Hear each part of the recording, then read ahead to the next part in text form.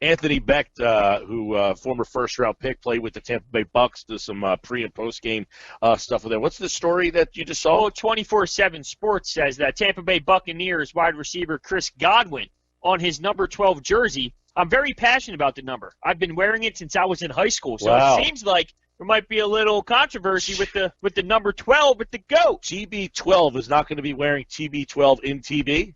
There is no way he's Didn't not getting that Montana number. change his number when he went to KC? Tom Brady's getting 12. I don't know. Anthony Becht What's he going to offer? joins us now. That's a good one. I'd probably say yeah. On the Sports Match Live on the Boardwalk Honda Hotline.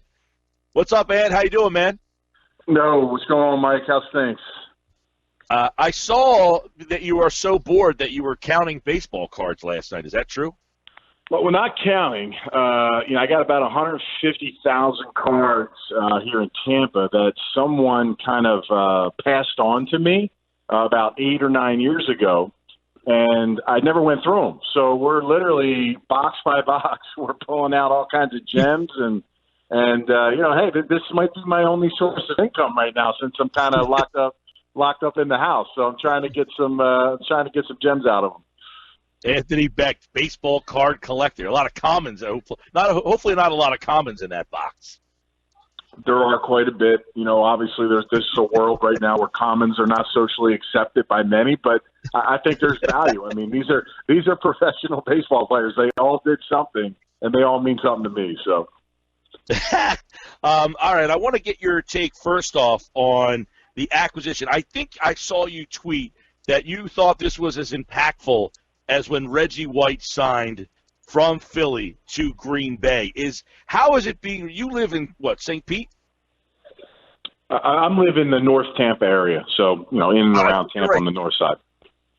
How is the impact right off the bat in that area? Like, is it just like unbelievable? Like, I've heard people calling it like the LeBron effect. What is it like with Brady signing there immediately? It is very surreal. I mean, listen, this franchise has been pushed away by some great names, both coaching and players-wise in free agency over the years. You go back to Bill Parcells, who was supposed to be the coach here, turned last minute, said no. Chip Kelly at his prime when he was hot, he was supposed to come here. He said no. Brett Favre was supposed to come through as well, and he decided to go elsewhere. So this team has been trying to find that impact player that makes a difference, that can change the organization around. And when you look at Tom Brady, I mean, he's older. I get it, in his 40s. There's no doubt. But the guy's coming off a Super Bowl 2 years ago, and he's arguably, I don't know if he's even arguably, he's the best quarterback to ever play the game, and he's now in a Tampa Bay Buccaneer uniform. So there's a lot of fan base here that are really fired up, and seeing the reports that guys are looking to try to come here and play here and be a part of the organization is only going to help. And I was one of the first. I went on the ticket site, and man, I'll tell you, it was pumped up. I mean, there's all kinds of sales going on, and the fans are kind of getting excited, and this team has needed that. So it's do or die right now for Tampa Bay with Tom Brady. And we were talking about this earlier. Do they sign him? They gave him a monster deal. I mean, do they sign him with the hopes that he brings them a Super Bowl, or is this a financial thing that they want ticket sales and they want buzz around their team? Yeah, I mean, it's a 2-year, $50 million, right, with incentives. I mean, to me, that's kind of cheap. I mean, when you're talking about what you're getting, I mean, they're throwing Jared Goff's number is $36 million next year. Would you say that he deserves $36 million? So, I mean, it really is. It really doesn't faze me as far as what he's looking for. I just think he needed a change. He wanted to go somewhere where there's weapons and pieces in place where he can be at his best, and his team can enhance their offensive line, add some tailbacks, and to go along with some of the, they may have the best tight end receiver combo, at least a top 5 one, from top to bottom in the NFL. So instant impact. Todd Bowles brings an unbelievable coaching experience and high level of defensive side of the football, and BA's been around some of the great quarterbacks. So I would expect this to be a pretty quick transition, and barring any injuries for anybody moving forward, this team to me is a playoff team right now. It's just a matter of how far they can push through, and I think it is. Super Bowl is what's being talked about here. This is the reason why you bring them in, and it can very quickly turn to a team that can be a tough opponent to go against week in and week out, and and really build and get themselves prepared to be where they want to be at the end of the season. Now, is this team a 43-year-old Tom Brady away? I mean, they got Evans, they got Godwin, they got Howard. I mean, they got some weapons. They had a nice year last year, but the turnovers really crippled them. Arians in his second year there. Are they a Super Bowl contender now in your eyes with Tom Brady and that personnel that they had? And obviously they're going to make more changes, but were they just like, man, if they could just get a quarterback that takes care of the ball, that they should be in that Super Bowl conversation? Yes. And look, I'm not biased. I don't care. I mean, I cover them. I've watched every snap. I mean, I said this about the Eagles a couple of years ago when they were making their run. No one was really buying in that they could go potentially get to the Super Bowl. Early on in the season, I thought they had all the pieces there to make that happen, and they did. So, look, I'm not here to predict or jump on the bandwagon, but, Jameis Winston had a team under his watch that should have made the playoffs this year from the start of the season. And the pieces were there, and the turnovers were monumentous. And the defense was one of the top defenses, statistically in the NFL. And they're very young. And they got premier pass rushers. They got a franchise tag on Shaq Barrett. The guy had 20 sacks. JPP had, 9 sacks in half the games. So, Devin White was playing with a knee brace throughout. They have a young, deep secondary now that really picked up steam and played well against some of the best receivers in the game, and Michael Thomas and Julio Jones. So, look, there's no question that Tom Brady is a difference maker for this football team. If we had a quarterback this year that threw for only 3,500 yards, 25 touchdowns, and 10 INTs, they would have been a wild card team. But we have one that threw for 5,033 and 30 interceptions, and that just doesn't get it done, man. I mean, they're gaudy. It looks good, but those interceptions and some of the other throws just pulled this team down.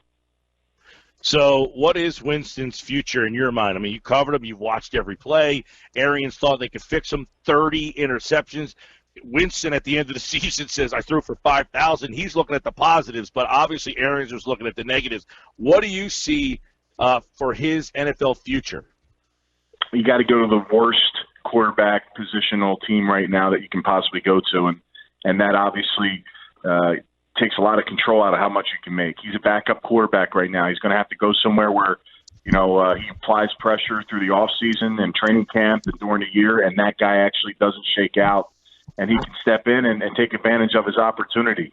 I initially said that the Bears were the best spot, and then Nick Foles goes there, so you knock that off. I think Jacksonville becomes a rookie quarterback that I think, is going to have some ups and downs next year in Minshew.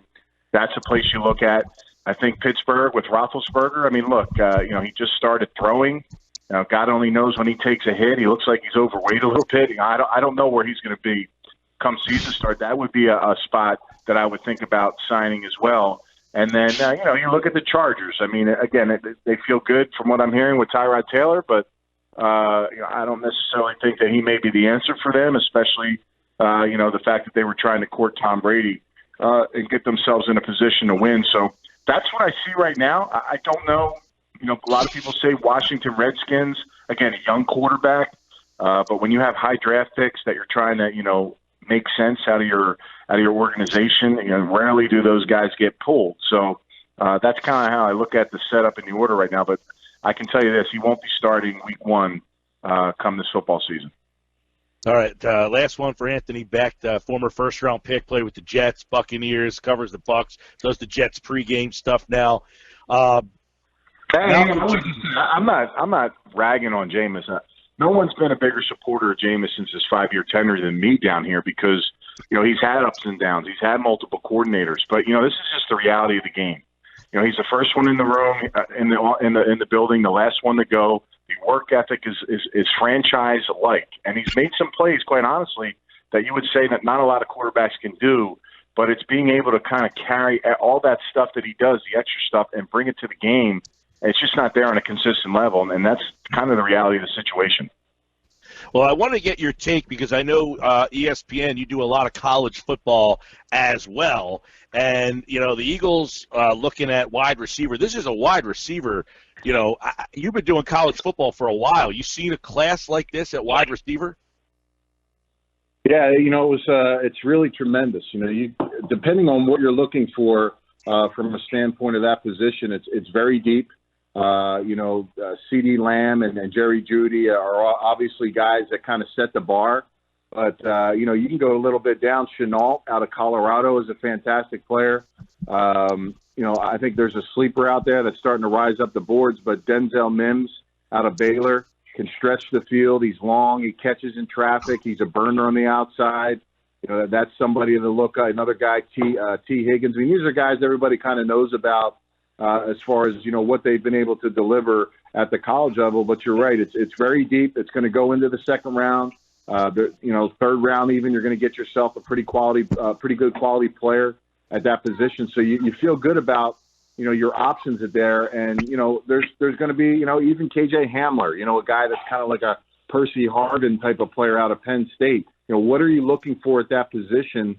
And there's also some hybrid receivers that can kind of be your inside guy, like the Claypool player out of Notre Dame. So a lot of options out there for teams. Colin Johnson, a receiver out of Texas, 6'5", 220. And these guys can run, they can jump, they can catch. So, that's just some of the names. And, you talk about how deep it can go. I mean, there's a lot of players that can come out and help football teams this year. Yeah, and real quick, before we run, Malcolm Jenkins, the Eagles had to go through this with Dawkins. And, that was kind of mixed. He played pretty well with Denver. He won a Super Bowl there. He was a Pro Bowler there. They let Jenkins walk, and the contract he got with the Saints looked like they didn't really think he could play anymore, right? I mean, do you have the same feeling that what he got from the Saints that the Eagles and him could have come to terms on? So do you think they made a mistake by letting Malcolm Jenkins walk? It's always interesting when you have guys that have been prolific leaders and players and starters for really a side of the football for an organization. He's one of those guys. You're right. Does he have some football left? Yes. Maybe there's something within that they just feel like, they need to make a change and just try to get a different kind of continuity going. You never really can tell. I do think he's still got some football left. I was actually bringing his name up. The Bucs are kind of looking for some safety help, more free safety than an actual box kind of strong safety player. But again, you talk about the leadership and some of the things that they can do later on in their career. He's still playing at a pretty good clip. And you think about some of the guys around him last year, some of the struggles that they had and having to do more. I just felt like, what was put on his plate, he just became a really a special player for them defensively, kind of an eraser. But it'll be interesting. I mean, we'll see what he does with the Saints. They obviously felt like they made a mistake, when he left. So we'll see how it goes. Yeah, man. And by the way, I'm working today. I was supposed to be in Tampa today watching the NCAA. So instead, I decided to call you in Tampa to be on the show today. So I appreciate it. I figured no doubt. We usually have our annual meeting down there at Hooters. It's probably not the best place to be right now, Clearwater Beach, that's for sure. Oh, man, I know that they were fighting to try to stay open down there as long as possible, but I guess they finally shut themselves down. But I hope you're staying safe, man, and we'll catch up with you soon. All right, man. Be well. See ya.